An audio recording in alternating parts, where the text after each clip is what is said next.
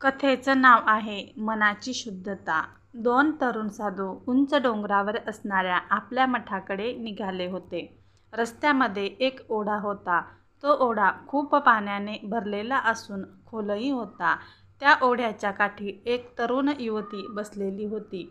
त्या तरुणीलाही तो ओढा पार करून पलीकडील बाजूस असणाऱ्या गावात जायचे होते. पण ओढ्याला असणाऱ्या पाण्यामुळे ती तो ओढा पार करू शकत नव्हती. पावसाळ्याचे दिवस होते. पाऊस पडत होता. ओढा जोराने खळखळत वाहत होता. तरुणीला तर ओढा पार करून पलीकडे जाणे गरजेचे होते. पाण्याला ओढ जास्त असल्याने ती एकट्याने पाण्यात उतरण्याचे धाडस करत नव्हती. दोन साधूंपैकी एका साधूने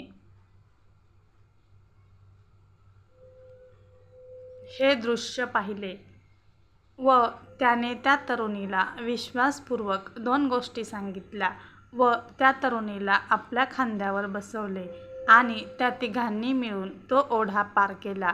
तरुणीने तो ओढा पार होताच साधूचे आभार मानले व ती आपल्या गावात निघून गेली. दोन्ही साधू आपल्या आश्रमाकडे निघाले. ज्या साधूने तरुणीला खांद्यावर घेतले होते त्याच्याशी दुसरा साधू बराच वेळ काहीच बोलला नाही. खूप वेळ घुशात चालल्यावर त्या साधूने दुसऱ्या साधूच्या मनातील चलबिचल ओळखली व तो त्याला म्हणाला, मित्रा, बरेच वेळ मी पाहतो आहे, पण तुला काहीतरी खुपते आहे. तेव्हा विनासंकोच तू मनातील गोष्ट मला सांग. तो दुसरा साधू म्हणाला, हे बघ मित्रा, आपल्या संप्रदायामध्ये स्त्रीस्पर्श सुद्धा वर्ज्य आहे. तरी तू त्या स्त्रीला खांद्यावर बसवून ओढा पार केलास, हे काही मला आवडले नाही.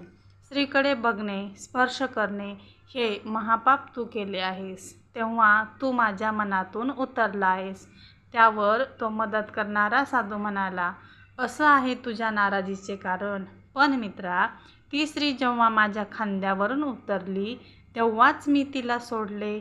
मात्र तू अजूनही तिला मनात बाळगून आहेस. मी तिला मदत करण्याच्या दृष्टीने स्पर्श केला, पण तू अजूनही मनातून तिला वारंवार स्पर्श करत आहेस.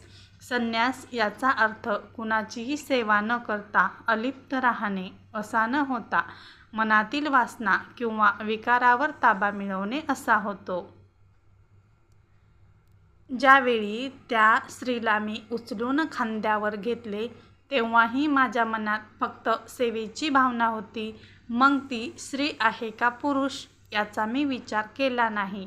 मनातून सुद्धा विकार जर संपविता आले तरच साधूपण आले असे समजता येईल आणि मग त्यासाठी संन्यास घेण्याचीही आवश्यकता नाही.